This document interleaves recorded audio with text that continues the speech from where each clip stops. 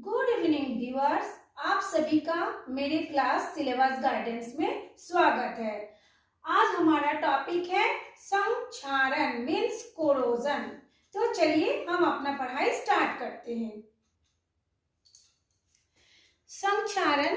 संक्षारण का मतलब होता है किसी के संस्पर्श में आके यानी किसी के साथ मिल करके नष्ट हो जाना, खुद को नष्ट कर देना, उसको कहते हैं संक्षारण। तो चलिए अब हम इसका डेफिनेशन स्टार्ट करते हैं।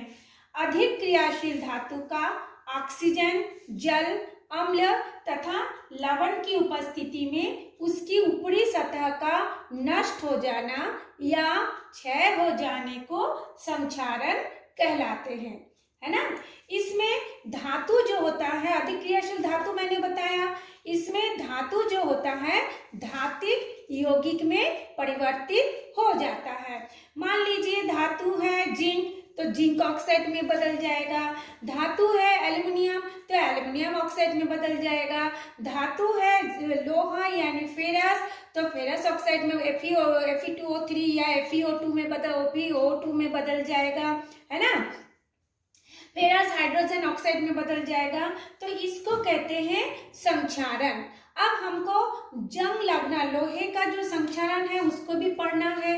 तो लोहे का संक्षारण कैसे बोलेंगे हम इसको, कि लोह धातु का नमी, वायु या अम्ल व लवण की उपस्थिति में उसकी ऊपरी परत का क्षय होने को जंग लगना कहते हैं। इसी जंग लगने को ही संक्षारण कहते हैं।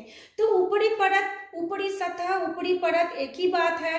सबसे पहले उसका ऊपरी परत क्षय होता है। जब वो क्षय हो जाता है फिर उसकी निचली परत जो है वो भी वायु और नमी के संस्पर्श में आता है, तो वो भी क्षय होता है। इसी तरह से लेयर बाय लेयर, परत प्रति परत वायु और नमी के कांटेक्ट पे आते रहता है और लोहा जो है लोह यौगिक में यानी Fe2O3 में बदलते रहता है। इसी को कहते हैं जंग लगना या इसी को कहा जाता है संक्षारण मीन्स कोरोजन। तो चलिए अब हम लोग देखते हैं किन किन कारणों से या किन किन कारकों के द्वारा ये संक्षारण की क्रिया जल्दी या तेजी से होती है। तो प्रभावित करने वाले कारक, अफेक्टिंग फैक्टर्स, पहला है धातु की प्रकृति। पहला क्या है, धातु की प्रकृति यानी नेचर ऑफ मेटल। इसका क्या मतलब हो गया, धातु की प्रकृति का मतलब होता है जो धातु बहुत ज्यादा चिकनी होगी, एकदम प्लेन सरफेस होगा, उस पर संक्षारण की क्रिया धीमी गति से होगी। लेकिन यदि धातु का सरफेस यानी सतह यदि खुरदुरी हो, टेढ़ी मेढ़ी हो, तो उस पर संक्षारण की क्रिया जल्दी से होता है।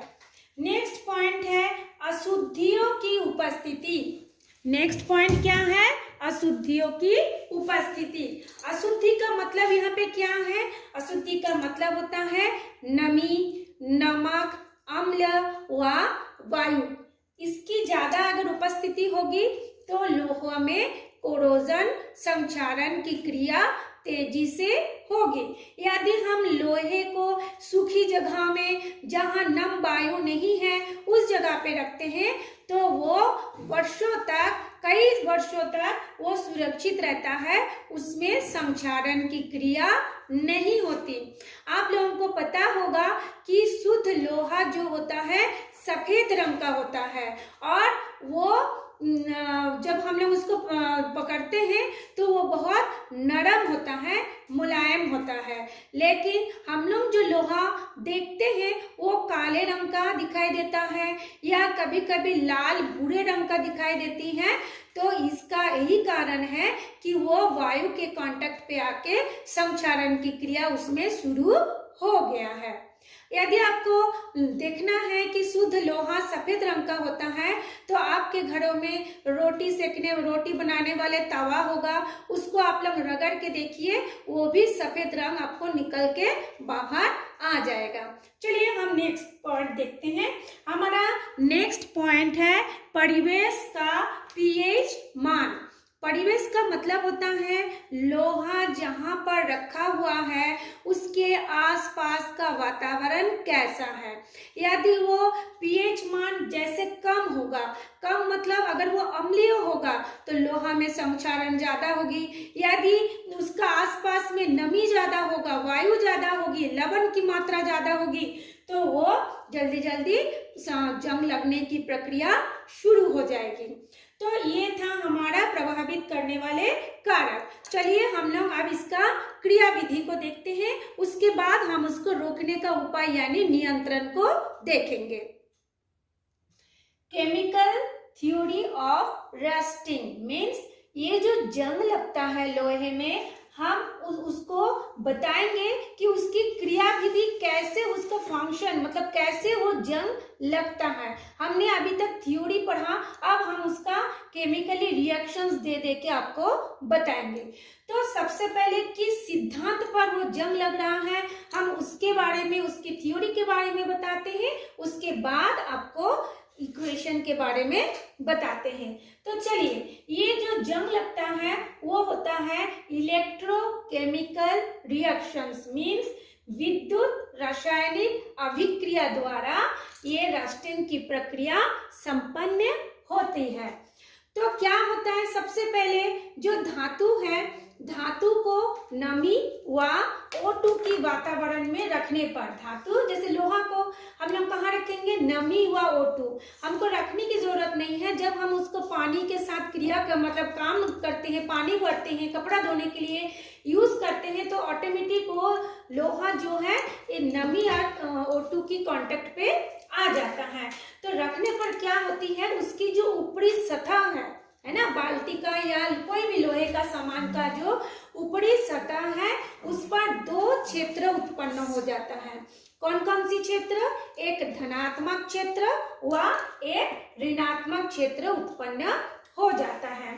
तो फिर उसमें क्या होता है, उस समय जब वो दो क्षेत्र उत्पन्न हो जाता है तो लोहे का जो सतह है वो एक विद्युत सेल यानी इलेक्ट्रिक सेल की भांति कार्य करता है, इलेक्ट्रो सेल की जैसा वो कार्य करता है, बैटरी जैसा सेल की जैसा काम करता है। तो सेल में आप लोग जानते हैं उसमें दो सिरा होती है, जैसे आपके घरों में बैटरी होगा, टॉर्च का बैटरी या रेडियो का बैटरी या किसी भी चीज का, घड़ी का बैटरी, उसमें दो सिरा होती है। एक सिरा जो होता है थोड़ा गुठली नुमा गुंडी नुमा रहता है और एक सरफेस जो होता है प्लेन। इसका मतलब वो सेल यानी वो जो बैटरी है एक धनावेशित होती है सिरा और एक ऋणावेशित होती है। सेम उसी तरह से जब हम लोहे को नमी और वायु की वातावरण में रखते हैं तो उसमें भी वो दो क्षेत्र उत्पन्न हो जाते हैं, धनात्मक क्षेत्र और ऋणात्मक क्षेत्र। तो जो शुद्ध लोहा था, शुद्ध लोहा मतलब जिस लोहा को हमने बाजार से लाया है ना, जो शुद्ध लोहा होता है वो एनोड की तरह काम करता है ना, शुद्ध लोहा एनोड की तरह काम करता है। लेकिन जैसे वो शुद्ध लोहा नमी और वायु की उपस्थिति में आता है तुरंत वो क्या हो जाता है, अशुद्ध हो जाता है, और जैसे वो अशुद्ध होता है वो कैथोड की तरह काम करता है। फिर इसमें आप जब हमने बताया विद्युत सेल, तो विद्युत सेल के लिए एक विद्युत अपघटय भी होना जरूरी है। तो इसमें अपघटय कौन सा होता है, इसमें जो अपघटय होता है ऑक्सीजन, नमी, अम्ल व जो क्या बोलते हैं आपका नमक, वो विद्युत अपघटय का काम करता है। तो चलिए अब हम इसका केमिकल इक्वेशन से समझते हैं। एनोड पर क्या होता है, जैसे ये शुद्ध लोहा है ना, तो शुद्ध लोहा वायु और नमी की उपस्थिति में मैंने अभी अभी आपको बताया है कि वो दो क्षेत्र उत्पन्न करता है, एक धनात्मक और एक ऋणात्मक। तो धातु जो है वो हमेशा इलेक्ट्रॉन त्याग करता है, इसलिए इस पर देखिए ये धनात्मक आवेश उत्पन्न हो गया, और वो क्या किया, दो इलेक्ट्रॉन को उन्होंने त्याग दिया। कौन त्यागा, फेरस।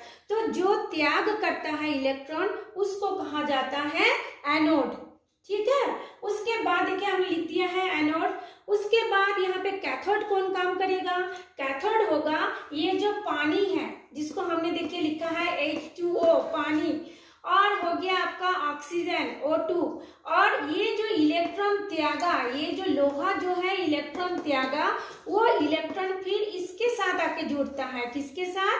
पानी और वायु के साथ। हमेशा वायु में ऑक्सीजन ही क्रिया करती है, इसलिए हमेशा जब वायु के बारे में बताया जाता है तो ऑक्सीजन को ही लिखा जाता है। तो जब ये पानी, ऑक्सीजन और ये इलेक्ट्रॉन आपस में क्रिया करके क्या बनाता है? हाइड्रोक्सिल आयन OH- बनाता है। ठीक है, आप देखिए ये एनोड पर हो गया हमारा Fe2+ धनात्मक आवेश और कैथोड पर हो गया हमारा OH- यानी ऋणात्मक आवेश। हम जानते हैं हमेशा दो विपरीत आवेश वाले आयन एक दूसरे के पास में आके जुड़ जाता है, यानी एक दूसरे को वो आकर्षित करता है। ठीक है, तो ये धनात्मक और ऋणात्मक आवेश ये दोनों आपस में आ जाते हैं। आने के बाद इसमें देखिए मैं आयन लिख देती हूँ। आने के बाद दोनों क्या बनाता है? FeOH2, है ना। यहाँ पे आप लोग वो कर लीजिए, क्या बोलते हैं, आपको केमिकल बैलेंस बना लेते हैं। FeOH2। यहाँ पे देखिए ये धनात्मक दो आवेश है, इसमें भी देखिए OH यहाँ पे 2 लिखती हूँ, तो ये भी 2 आवेश इसमें हो गया। तो ये 2 के साथ ये 2 जुड़ेगा, तो FeOH2। ये देखिए मैंने लिखा है S, ये क्या होता है? सॉलिड होता है, जो लोहे के ऊपर लाल लाल हमको दिखाई देने लगता है। इसको क्या कहा जाता है? Fe को कहते हैं आयरन, OH को कहते हैं हाइड्रोक्साइड। तो इसका नाम हो गया आयरन हाइड्रोक्साइड। ये S है, मतलब ये ठोस है, सॉलिड है। चलिए उसके बाद क्या होता है? उसके बाद ये जो एनोड पर Fe2+ आयन बनता है, वो इस OH आयन से क्रिया करके FeOH2 बना लिया, जो कि सॉलिड हो गया। इसको हम क्या बोले? ये आयरन हाइड्रोक्साइड वायुमंडल की फिर क्या करते हैं? ऑक्सीजन से जुड़ता है। ये जो आयरन हाइड्रोक्साइड है ये वायुमंडल के ऑक्सीजन और ये नमी के साथ क्रिया करते हैं। देखिए ऑक्सीजन के बगल में मैंने लिखी हूँ G मतलब ये ऑक्सीजन गैस है, और पानी के बगल में मैं लिखी हूँ L, इसको बोलते हैं लिक्विड। पानी क्या होता है? द्रव अवस्था में होता है, इसको कहा जाता है लिक्विड। आप चाहे तो लिखिए, नहीं चाहे तो मत लिखिए, लेकिन मैंने लिखा है। तो ये FeOH2 ये वायु की उपस्थिति और ये क्या होता है? पानी के साथ क्रिया करके क्या बनाता है? Fe2O3। ये देखिए यहाँ पे Fe2 हो गया, ये कितना है? Fe2। फिर इधर का ऑक्सीजन 1 है, मतलब इसमें देखिए मैं एक चीज आप लोगों को समझा दे रही हूँ, ध्यान रखिए। ऑक्सीजन को हम अणु के रूप में लिखते हैं O2, जब हम ऑक्सीजन को परमाणु के रूप में लिखते हैं O, लेकिन ऐसा कभी क्रिया नहीं होता है ना। तब उसको हमको परमाणु से क्रिया करवाना है, तब हम उसकी मात्रा क्या लेंगे? O2 तो लिखेंगे ही, साथ में उसका 1/2 कर देंगे। तो ये 2 और ये 2 कट गया, बचा कितना? 1। फिर से मैं बता रही हूँ, ये देखिए ये O होता है परमाणु, 2 परमाणु मिलके बनता है एक अणु। जब अणु क्रिया में भाग लेता है तो हम उसको क्या लिखते हैं? O2, है ना। लेकिन हमको इसमें क्या होता है? ऑक्सीजन की मात्रा हमको O चाहिए, तो O चाहने के लिए हम क्या करेंगे? ये O2 है, उसको हम गुना कर देते हैं आधा से, तो आधा और ये आधा कट गया, क्या बचा? अकेले 1 ऑक्सीजन बचा, है ना। तो यहाँ पे कितना ऑक्सीजन है? 2। यहाँ पे कितना ऑक्सीजन है? 1। तो 2 और 1 मिलकर कितना हो गया? 3। और यहाँ पे देखिए 1 है 4, तो इसमें टोटल कितना हो गया? Fe2। ये देखिए यहाँ पे है Fe2, यहाँ पे Fe2 है, तो यहाँ पर भी Fe2 है। ऑक्सीजन कितना है? 2, यहाँ 2 है ना, 2 एकम 2 और यहाँ पे है 1, तो 2 और 1 मिलके हो गया 3, यानी Fe2O3। अब यहाँ पे जो पानी दिया है उसके आगे देखिए लिखा है यहाँ पे X। X का मतलब होता है संख्या। किसकी संख्या? पानी के अणु की संख्या। जितने अणु पानी जुड़ेगा इस X में उसका मान हम बैठाएंगे। यदि 2 अणु जुड़ता है तो हमको Fe2O3 तो लिखना ही है, साथ में 2H2O लिखेंगे, है ना, इसलिए यहाँ पे X लिखा गया है। तो ये ध्यान रखिए, जब भी ये क्रिया होगी परमाणु ऑक्सीजन संख्या 1 और ये FeOH होल 2 रहेगा, पहले से एनोड और कैथोड से मिला है और यहाँ पे पानी की अणु जुड़ेगा तो हमको मिलेगा Fe2O3। ये दोनों में से मिल गया हमको Fe2O3 और इधर का संख्या हो गया H2O। ये ठोस अवस्था में होता है जो कि जंग के ऊपर देखेंगे हल्का भूरा रंग का रहता है। आप यदि हाथ से भी लगाएंगे तो हाथ में भी आपका भूरा भूरा रंग लग जाएगा। तो इसका नाम क्या है? इसका नाम है हाइड्रोक्साइड या फिर इसको हम बोलते हैं हाइड्रेट आयरन ऑक्साइड, है ना। हाइड्रेट, ये हाइड्रेट पानी से जुड़ा है उससे हो गया हाइड्रेट, ये हो गया आयरन, ये हो गया आपका ऑक्साइड। तो ये जो हाइड्रेट आयरन ऑक्साइड है इसी को कहा जाता है जंग, जो हमारा जंग लगना बोलते हैं ना। तो ये तो हमेशा याद रखिएगा, ये जो थ्योरी है, थ्योरी एग्जाम में कभी कभी अलग से आता है कि उसका थ्योरी को बताइए, केमिकल थ्योरी ऑफ रस्टिंग को बताइए। तो आपको ये एनोड पर क्या होता है, कैथोड पर क्या होता है, फिर ये एनोड कैथोड मिल के क्या बनाता है, फिर ये एनोड कैथोड मिलने के बाद ऑक्सीजन और पानी मिलके क्या बनाता है, आपको ये पूरा इक्वेशन को आपको बताना है। ठीक है, तो आप लोग इसको एक बार और देखिए।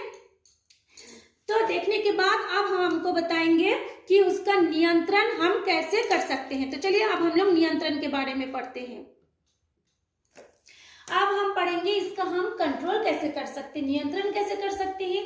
वेरी सिंपल है, आप सब जानते हैं। हम लोहे की खिड़की दरवाजा पे सबसे पहले पेंट लगा करके लोहे को बचा सकते हैं, क्योंकि पेंट पर वायु नमी का कोई असर नहीं होता। हमारा खिड़की दरवाजा बरसात में पानी गिरने के बावजूद भी बच जाता है। आप अपने स्कूल में भी देखते होंगे, साल में एक बार उसको पेंट करते हैं। दूसरा हो गया तेल या ग्रीस लगाकर, है ना।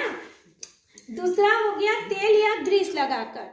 जैसे देखिए आप लोगों का साइकिल है, साइकिल में आप लोग जो चल के जाते हैं उसमें मॉड गार्ड में जो चेन रहता है, आप बीच बीच में उसमें तेल लगाते हैं, है ना। क्यों तेल लगाते हैं? ताकि उसके अंदर जो पानी घुस जाता है, तेल लगाने से पानी घुसने से रोकता है, क्योंकि तेल जो होता है ये लोहा और पानी के बीच में एक पर्दे का काम करता है, एक परिरक्षण का काम करता है, एक क्या बोलते हैं आपका सुरक्षा कवच का काम करता है ना।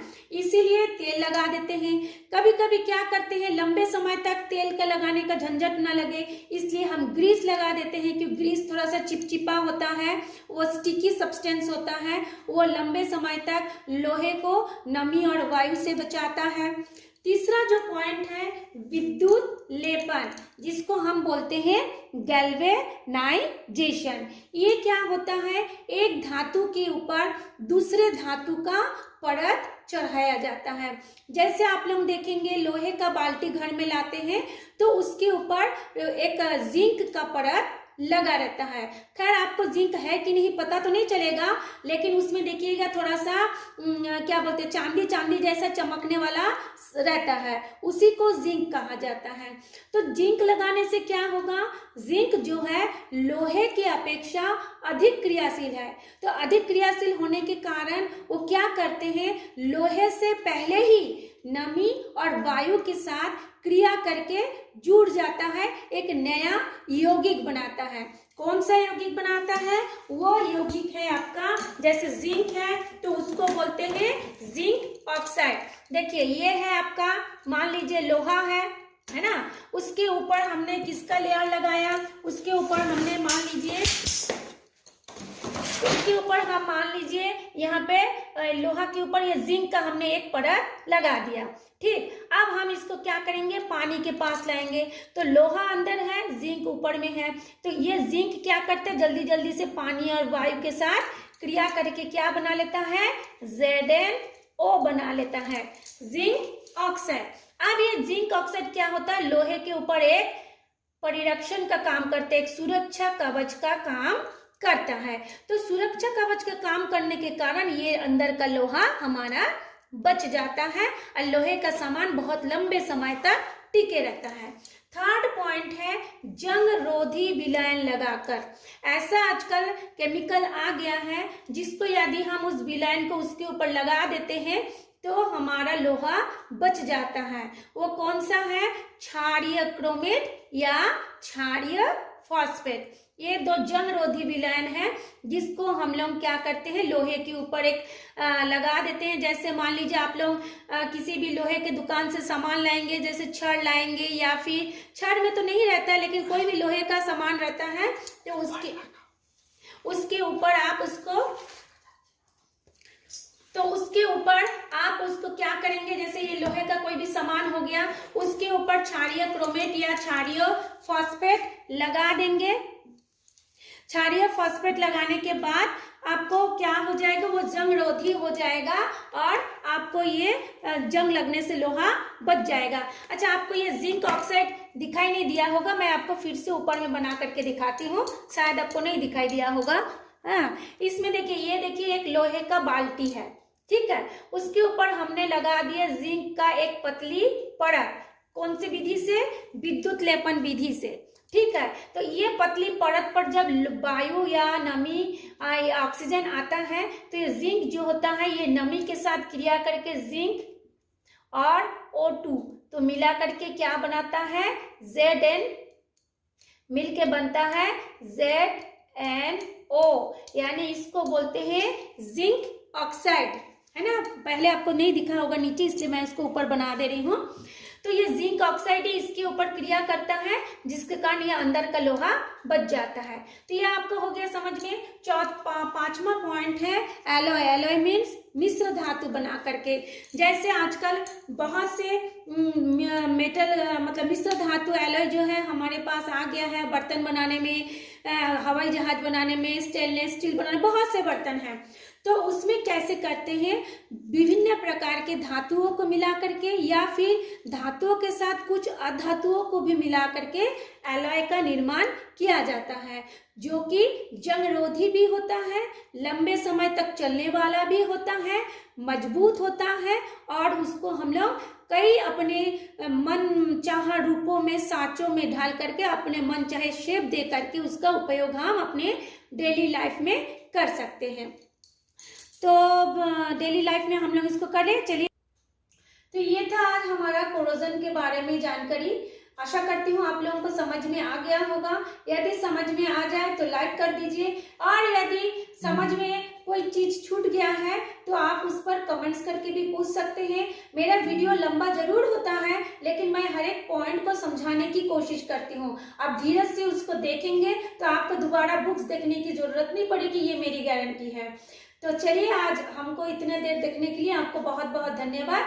और जो नए इस चैनल को देख रहे हैं उस चैनल को सब्सक्राइब कर लें ताकि आपको ऐसे वीडियो और भी मिलते रहे।